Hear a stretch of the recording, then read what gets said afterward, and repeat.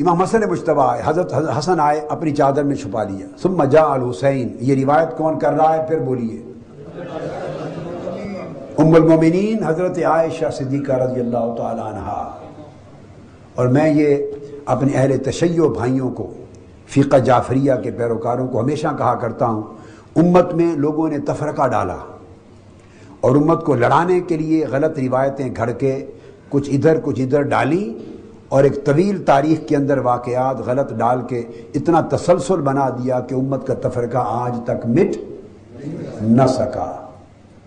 حدیث کی اونچے درجے کی کتابوں سے بڑی صحت والی کوئی کتاب نہیں ہوتی. ام المومنین عائشہ صدیقہ رضی اللہ تعالی عنہ کی طبیعت میں اگر ایک رتی کے کروڑویں حصے کے برابر بھی قد ہوتا، میل ہوتی ان پنج تنوں کے خلاف، مولا علی، سیدہ کائنات اور امام حسن اور امام حسین کے لیے، تو ان کے گھر کا واقعہ ہے بند کمرے کا، کوئی چوتھا آدمی باہر دیکھنے والا نہیں ہے. یہ شہزادے اور اہل بیت اطہار خود روایت کرتے تو 100 بار کرتے، کم سے کم حضرت عائشہ صدیقہ نہ بتاتی امت کو. بند کمرے کی بات جو دنیا کو بتا رہی ہیں، تو دل کو خوشی ہو تو کوئی بتاتا ہے، اگر خیریت ہو تو کوئی نہیں بتاتا، اگر دل میں گھٹن ہو تو کوئی بتاتا ہے، کوئی نہیں بتاتا. اب ام المومنین عائشہ صدیقہ رضی اللہ تعالیٰ عنہ بتا کیا رہی ہیں وہ سنو. فرما رہی کہ حضور اس طرح کالی کملی اوڑھ کر کمرے سے نکلے اپنے گھر میں صحن میں. حضرت حسن آئے، ان کو اپنی چادر میں کملی میں چھپا لیا. ثم جاء الحسین. پھر حضرت سیدنا امام حسین آئے، شہزادے تھے اس وقت، تو شہزادے تھے، اندر چھپا لیا کملی میں. فدخل معه ثم جاءت فاطمہ فادخلها. پھر سیدہ کائنات آئی فاطمۃ الزہرا، ان کو بھی اپنی کملی کے اندر چھپا لیا. ثم جاء علی. اب یہ نہیں کیا بھئی حضرت فاطمہ تو بیٹی ہوئی، صاحبزادی ہیں، حسن و حسین تو شہزادے ہوئے، بھئی تینوں کو تو کملی کے اندر چھپا لیں.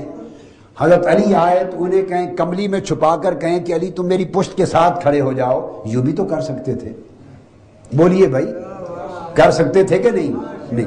ثم جاء علی. کون بتا رہا ہے؟ حضرت عائشہ صدیقہ رضی اللہ. اسی لیے تو صدیقہ ہے. ہائے ہائے، اتنا سچ بتاتی ہے، اتنا سچ بتا، اس لیے صدیقہ ہے. ثم جاء علی. پھر علی آئے فادخلہ. ام المومنین فرماتے ہیں ان کو بھی کملی اٹھا کے اندر شامل کر لیا. جب علی، فاطمہ، حسن، حسین چاروں کو اپنی کمری کے اندر چھپا کے ڈھانپ لیا. ثم قال انما يريد الله ليذهب عنكم الرجس اهل البيت ويطهركم تطهيرا.